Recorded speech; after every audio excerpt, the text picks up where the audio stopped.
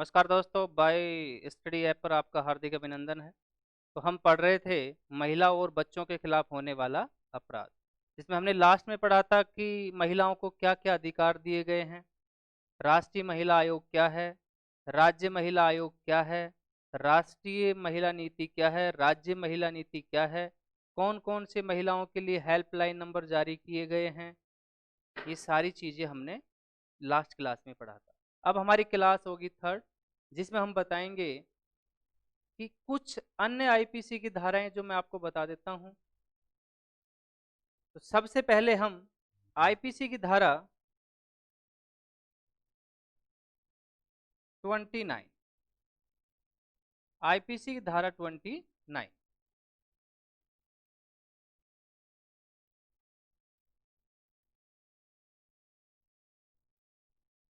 IPC धारा 29, IPC की धारा 29 में दस्तावेज,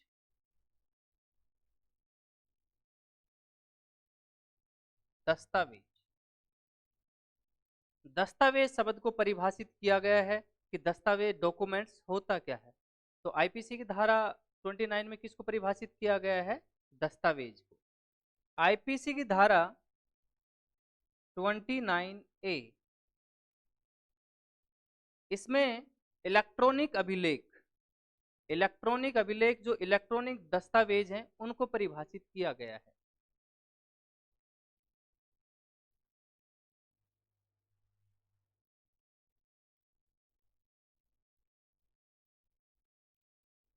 इलेक्ट्रॉनिक अभिलेख, इलेक्ट्रॉनिक के अंदर इलेक्ट्रॉनिक जो अभिलेख है उसके अंदर क्या क्या आएगा, उसको कहां पर परिभाषित किया गया है? आईपीसी की धारा 29। अब है आईपीसी की धारा 39, स्वेच्छा से किया गया कार्य, स्वेच्छा से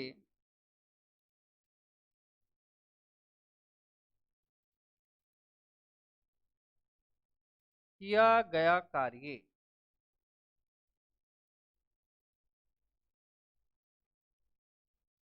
जब कोई व्यक्ति अपनी इच्छा से कोई कार्य करता है तो उसको जो परिभाषित किया गया है वो आईपीसी की धारा किसमें किया गया है? 39। अब आता है आईपीसी की धारा 44, क्षति, क्षति क्या होगी? इसको आईपीसी की किस धारा में परिभाषित किया गया है? 44। 29 में दस्तावेज की डॉक्यूमेंट्स होता क्या है, 29A में इलेक्ट्रॉनिक अभिलेख, इलेक्ट्रॉनिक दस्तावेज क्या होता है, 39 में स्वेच्छा से किया गया कार्य, जब कोई व्यक्ति अपनी इच्छा से जो कार्य करेगा उस कहां पर परिभाषित किया गया है? 39। 44 में क्या किया गया है? क्षति। अब क्षति क्या होती है, इसको आईपीसी की किस धारा में परिभाषित किया गया है? 44। अगली जो सेक्शन पढ़ेंगे, अगली सेक्शन होगी 45, 45, इसमें जीवन, जीवन जो शब्द है उसको परिभाषित किया गया है। जीवन शब्द को किस धारा में परिभाषित किया गया? 45 में। 46, मृत्यु,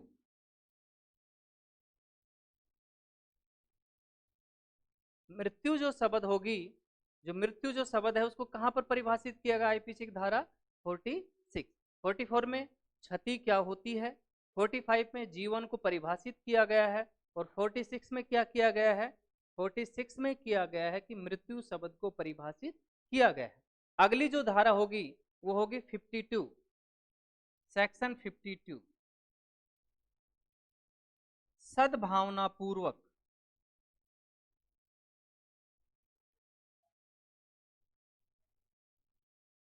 किया गया कार्य,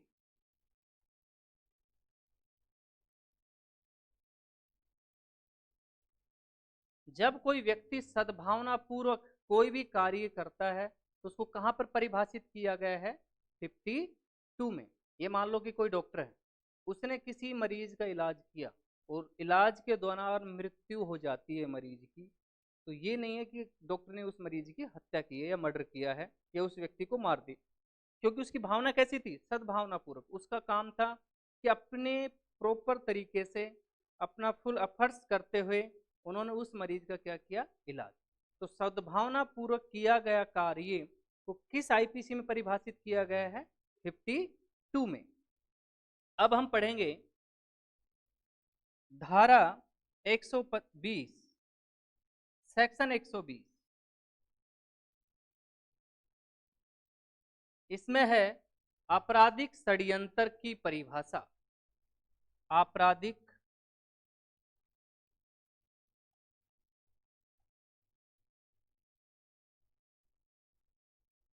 आपराधिक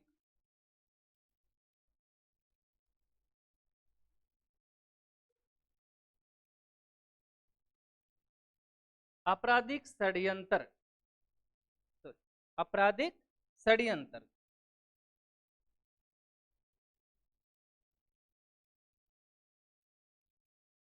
आपराधिक षड्यंत्र की परिभाषा कि आपराधिक षड्यंत्र क्या होगा, कि किसी व्यक्ति के खिलाफ जब कोई षड्यंत्र रचा जाता है उसकी परिभाषा कहाँ दी गई है, आईपीसी की धारा 120। आईपीसी की धारा 120 बी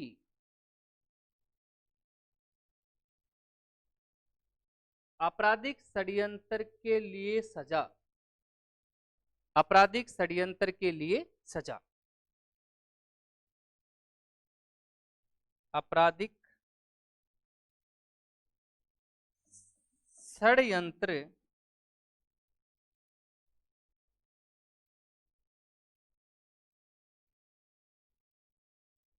की सजा। जब कोई व्यक्ति किसी आपराधिक षड्यंत्र में शामिल होता है तो उसकी सजा का किस में है, 120 बी। धारा 121 आईपीसी की धारा 121, भारत सरकार, भारत सरकार के विरुद्ध युद्ध करना या युद्ध का प्रयास करना। जब कोई व्यक्ति या तो भारत सरकार के खिलाफ कोई युद्ध करता है या युद्ध करने का प्रयास करता है तो उसको किस धारा के तहत सजा दी जाएगी, धारा 121। भारत सरकार के विरुद्ध युद्ध करना,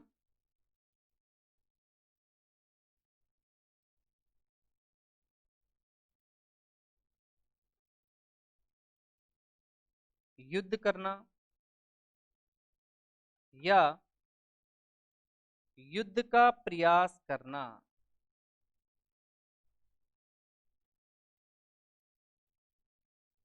युद्ध का प्रयास करना। अगर ऐसा होता है तो इसमें जो सजा का जो प्रावधान है वो क्या होगा, आजीवन से लेकर मृत्युदंड तक। तो धारा 121 क्या है, भारत सरकार के विरुद्ध युद्ध करना या युद्ध का प्रयास करना। इसमें जो सजा का प्रावधान क्या है, आजीवन कारावास से लेकर मृत्युदंड। धारा 122, धारा 122 ये भी भारत सरकार के विरुद्ध है। इसमें है भारत सरकार के विरुद्ध षड्यंत्र करना, भारत सरकार के विरुद्ध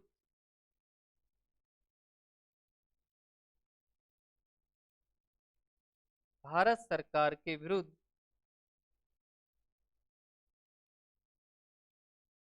षड्यंत्र करना। तो दोस्तों इसमें जो सजा का जो प्रावधान दिया गया है, इसमें जो सजा का प्रावधान है 10 वर्ष।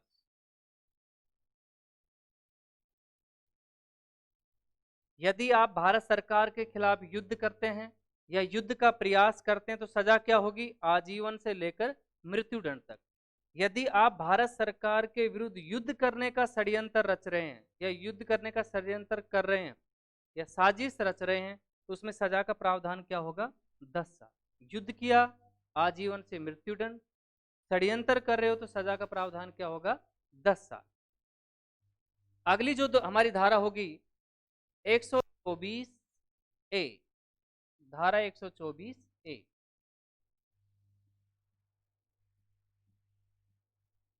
राजद्रोह।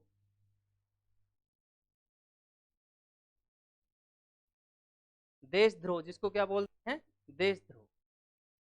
तो कोई भी व्यक्ति जो देश के खिलाफ कब ऐसी एक्टिविटी में शामिल होगा तो उस पर धारा कौन सी लगती है, 124, क्या कहा जाता है, राजद्रोह। इसमें जो सजा का प्रावधान है वो है 3 वर्ष से लेकर आजीवन कारावास। सजा का प्रावधान क्या है, 3 वर्ष से लेकर आजीवन कारावास। तो राजद्रोह किस सेक्शन में है, 124A में।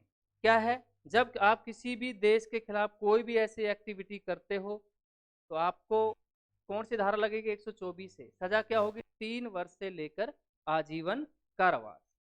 अब अगले जो सेक्शन पढ़ेंगे वो धारा 141। धारा 141, अवैध समूह। अवैध समूह,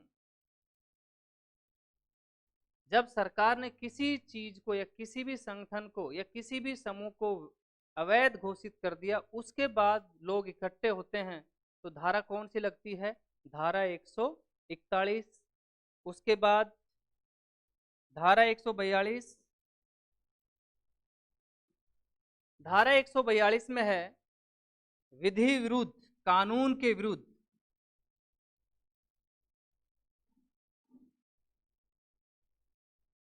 विधि विरुद्ध जमाव का सदस्य होना।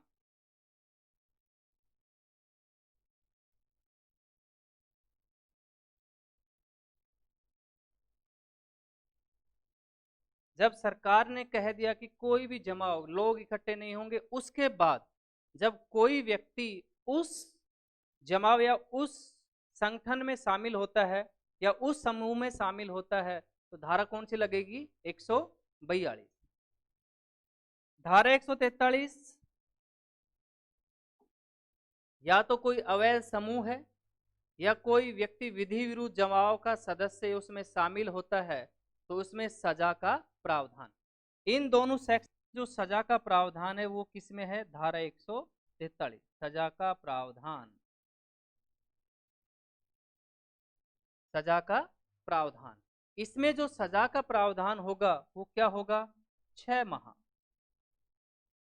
सजा क्या होगी, 6 माह। तो 141 क्या है, अवैध समूह। 142 में कोई व्यक्ति विधि विरुद्ध जमाव का सदस्य होता है या उसमें शामिल होता है। और 143 में क्या है, अगर शामिल हो गया तो उसके लिए जो सजा का प्रावधान है किस धारा में है, धारा 143। और सजा क्या होगी, सजा होगी 6 माह की। सजा क्या होगी, 6 माह।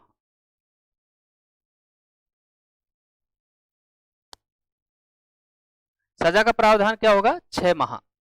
अब अगली हम सेक्शन पढ़ेंगे धारा 144।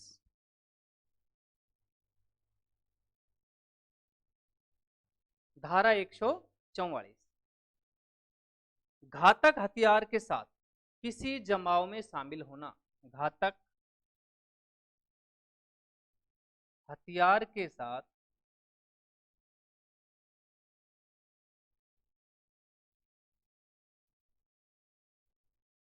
जमाव में शामिल होना।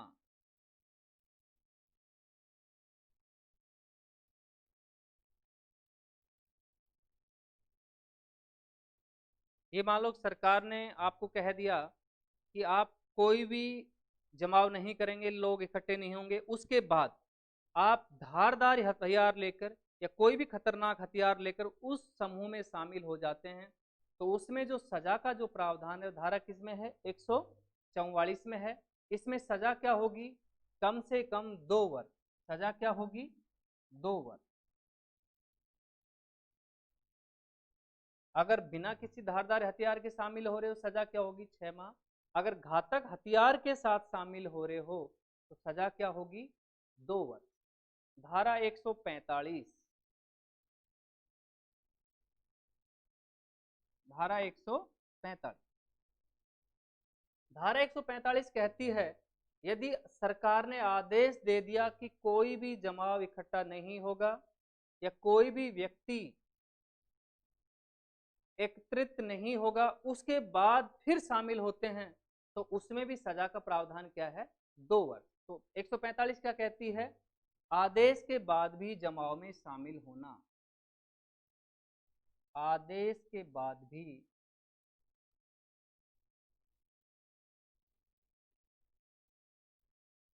जमाव में शामिल होना।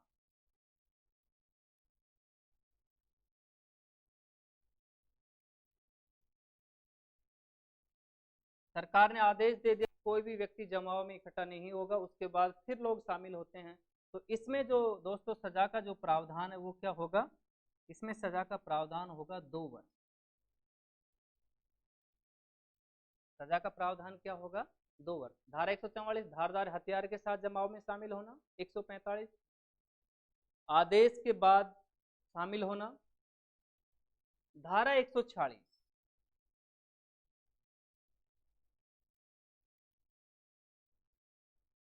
बलवा जिसको रोइट्स बोलते हो, दंगे, तो जो बलवा या दंगे को परिभाषित किस धारा में किया गया है, 140। आप दंगे किसे कहते हैं, बलवा जिसको क्या बोलते हैं, बलवा या रोइट्स, तो वो कहां परिभाषित किया गया, धारा 146 में। तो दंगे को कहां परिभाषित किया गया, धारा 146। धारा 147 बलवा के लिए दंड,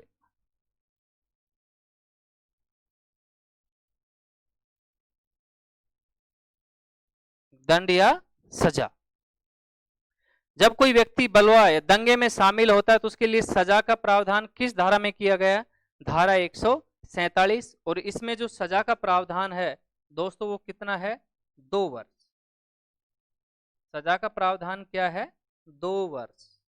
दंगे को कहां परिभाषित किया गया है, दंगे को परिभाषित किया गया है धारा 146, और दंगे के लिए जो दंड का प्रावधान किया गया धारा 147, और इसमें सजा का प्रावधान कितना है, 2 वर्ष। अगला हम पढ़ेंगे धारा 148। धारा 148 आप बलवा में शामिल होते हो, 2 वर्ष। अगर आप खतरनाक हथियार के साथ दंगे में शामिल होते हो तो धारा कौन सी लगेगी, 148, और इसमें जो सजा का जो प्रावधान है वो कितना होगा, 3 वर्ष। खतरनाक हथियार के साथ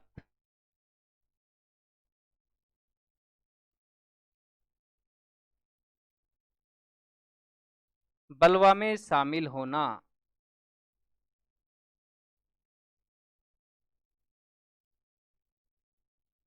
शामिल होना।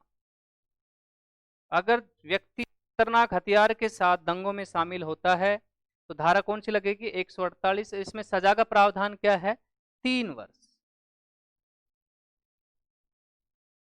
सजा क्या होगी, 3 वर्ष। तो 146 में दंगा या रोइट्स किसे कहते हैं, 147 में बलवा जो होगा उसके लिए दंड का प्रावधान है, और 148 में जब कोई व्यक्ति खतरनाक हथियार के साथ दंगे में शामिल होता है तो उसमें सजा का प्रावधान कितना होगा, 3 वर्ष। अब अगला हम पढ़ेंगे 171 बी, धारा 171 बी। इसमें रिश्वत शब्द को परिभाषित किया गया है। रिश्वत, रिश्वत होती है उसको परिभाषित कहां किया गया, धारा 141 बी, और धारा 141 डी, इसमें क्या है, रिश्वत के लिए दंड का प्रावधान किया गया है। रिश्वत के लिए दंड का प्रावधान,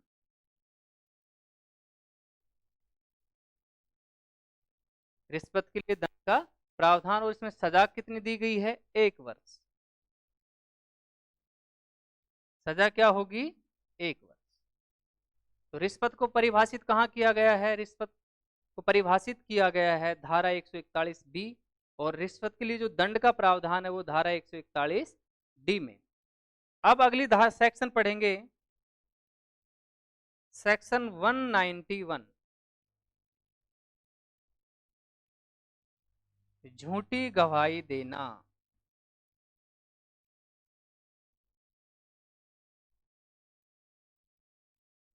यदि कोई व्यक्ति आईपीसी की धारा 191 के तहत अगर झूठी गवाही देता है तो किस धारा के तहत अपराधी होगा? धारा 191। दूसरी, आईपीसी की धारा 192 झूठी गवाही गणना।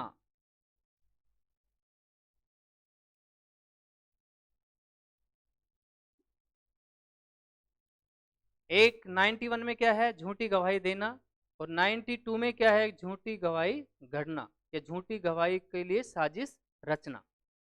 ठीक है। 193 क्या कहती है?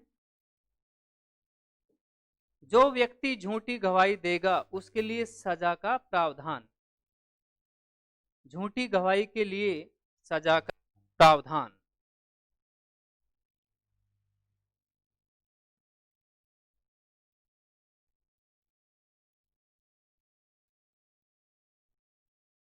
झूठी गवाही के लिए सजा का प्रावधान।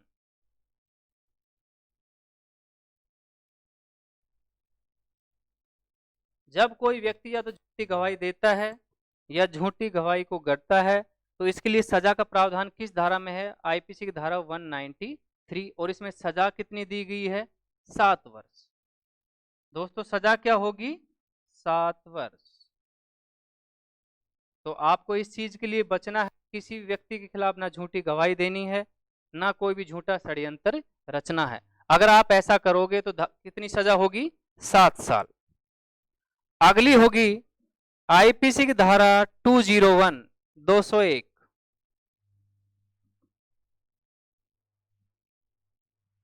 साक्ष्य छिपाना।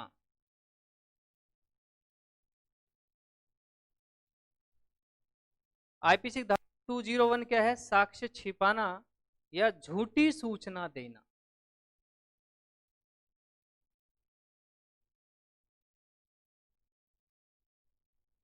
आपने कोई क्राइम कर दिया, उसके रिगार्डिंग आप या तो कोई साक्ष्य सबूतों को छिपा रहे हो या जो आपसे पूछताछ हो रही है उसमें झूठी सूचना देते हो, तो आईपीसी की धारा किसका उल्लंघन है?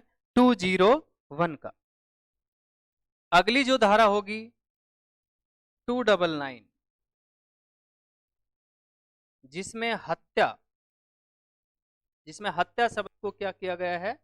सॉरी, मानववध। मानववध 299 में किसको परिभाषित किया गया है? मानववध, आपराधिक मानववध।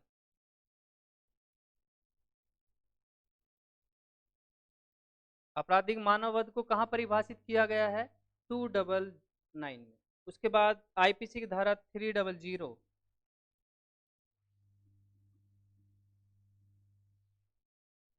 हत्या। जब किसी व्यक्ति की हत्या, मर्डर किया जाता है तो कहां परिभाषित किया गया है? 300। और हत्या के लिए जो दंड का प्रावधान है वो किस में है? 302, धारा 302। हत्या के लिए दंड का प्रावधान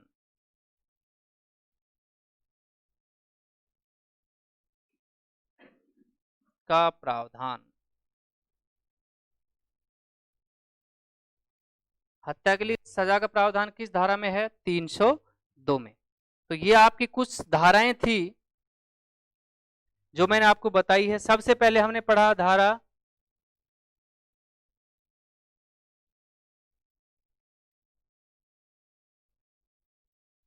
धारा 29, दस्तावेज। दस्तावेज क्या होता है? उसके बाद 29A में पढ़ा इलेक्ट्रॉनिक अभिलेख। इलेक्ट्रॉनिक दस्तावेज क्या होते हैं? उसके बाद पढ़ा 39 स्वेच्छा से किया गया कार्य। उसके बाद 44 क्षति क्या होती है? 45 जीवन क्या है? 46 मृत्यु क्या है? 52 सद्भावना पूर्वक किया गया कार्य क्या है? 120 आपराधिक षड्यंत्र। आपराधिक षड्यंत्र किसे कहते हैं? 120B में आपराधिक षड्यंत्र के लिए जो सजा का प्रावधान है वो 121, यदि आप भारत सरकार के विरुद्ध युद्ध करते हैं या युद्ध का प्रयास करते हैं, सजा क्या होगी? आजीवन से लेकर मृत्यु दंड तक। 122 में भारत सरकार के विरुद्ध षड्यंत्र करना, सजा क्या होगी? 10 साल। 124 से राजद्रोह जिसको देशद्रोह बोलते हैं, सजा क्या होगी? देशद्रोह के लिए सजा का जो प्रावधान है वो 3 वर्ष से लेकर आजीवन कारावास। उसके बाद 141 में क्या है? अवैध समूह है। 142 में विधि विरुद्ध जमाव का सदस्य कोई होता है। 143 में इन दोनों के लिए जो सजा का प्रावधान है कितनी होगी? 6 माह। उसके बाद 144 में है यदि कोई व्यक्ति घातक हथियार के साथ जमाव में शामिल होता है, सजा क्या होगी? 2 वर्ष। उसके बाद 145 में क्या है? सरकार ने आदेश दे दिया कोई भी जमाव में शामिल नहीं होगा, उसके बाद फिर जमाव में शामिल होता है, सजा क्या होगी? 2 वर्ष।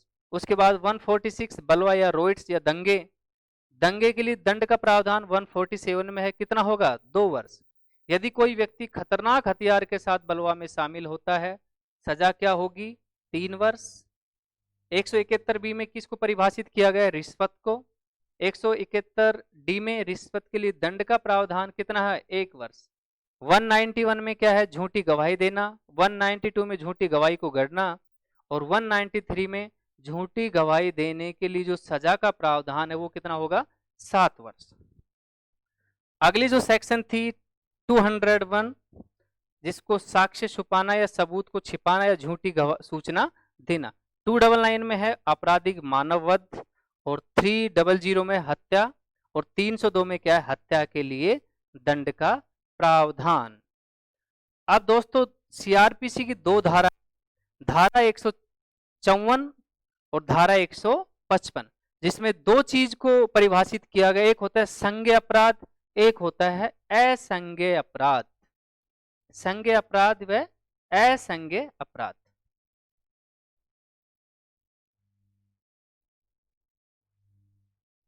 सीआरपीसी की धारा 154, इसमें कहा गया है कि संज्ञेय अपराध, संज्ञेय अपराध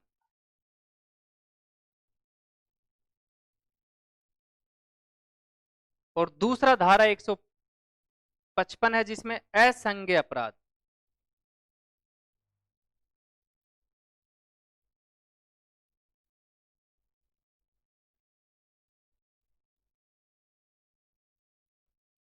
एक होता है कोग्निजेबल ऑफेंस, दूसरा नॉन कोग्निजेबल ऑफेंस।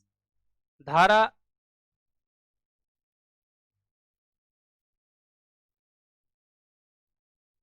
सीआरपीसी की धारा 155,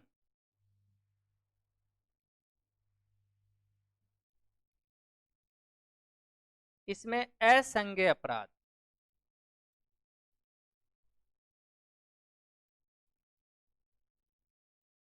असंज्ञेय अपराध। अब इन दोनों में अंतर देखो। संज्ञेय अपराध क्या होता है? जब व्यक्ति कोई ऐसा अपराध कर दे तो पुलिस उस व्यक्ति को वारंट भी गिरफ्तार कर सकती है। तो इसमें क्या है? पुलिस द्वारा बिना वारंट गिरफ्तार करना।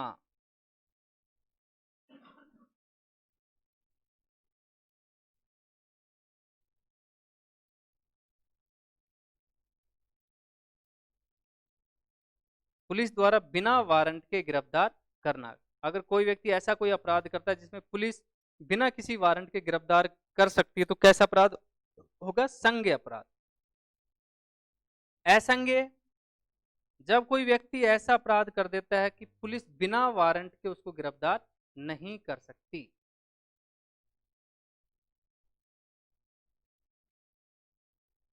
पुलिस बिना वारंट के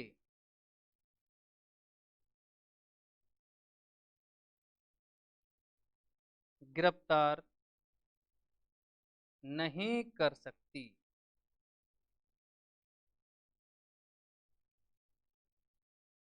पुलिस बिना वारंट के गिरफ्तार नहीं कर सकती। तो मैंने दोनों आपको बता दिया। धारा 154 में क्या है? संज्ञेय अपराध, जिसमें पुलिस बिना किसी भी व्यक्ति को बिना भी वारंट भी गिरफ्तार कर सकती है। और 155 सीआरपीसी क्या कहती है? असंज्ञेय अपराध। इसमें क्या है कि पुलिस बिना किसी वारंट के किसी भी व्यक्ति को गिरफ्तार नहीं कर सकती। अब 2 होते हैं, एक जमानतीय एक अजमानतीय।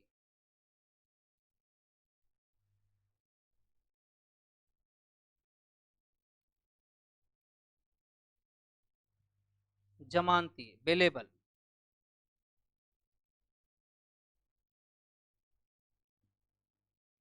एक होता है अजमानती।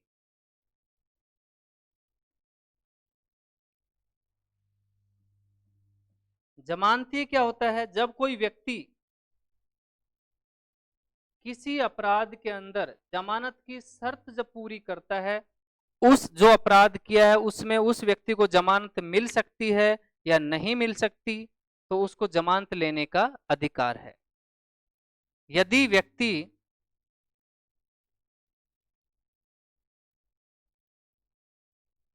अपराध के अंदर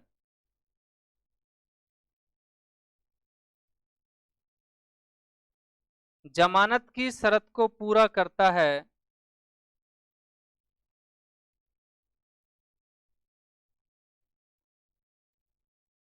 पूरा करता है,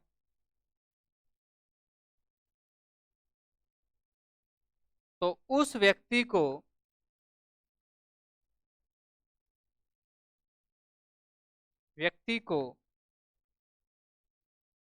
जमानत लेने का अधिकार है।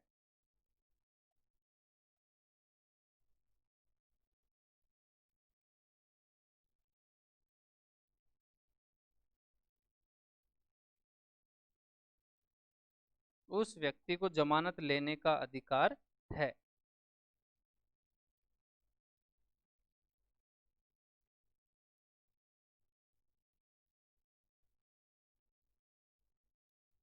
तो जमानती क्या होता है? जब कोई व्यक्ति ऐसा कोई अपराध करता है, तो अगर वो अपराध करते समय उस अपराध के लिए जिसमें कि उसको जमानत लेने का अधिकार, उसकी शर्तें पूरी कर रहा है या नहीं कर रहा, तो कैसा होगा?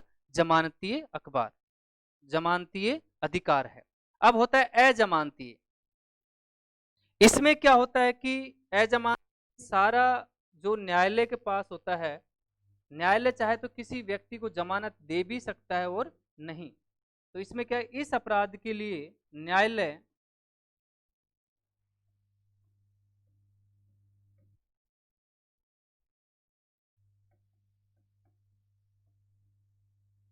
वह न देने का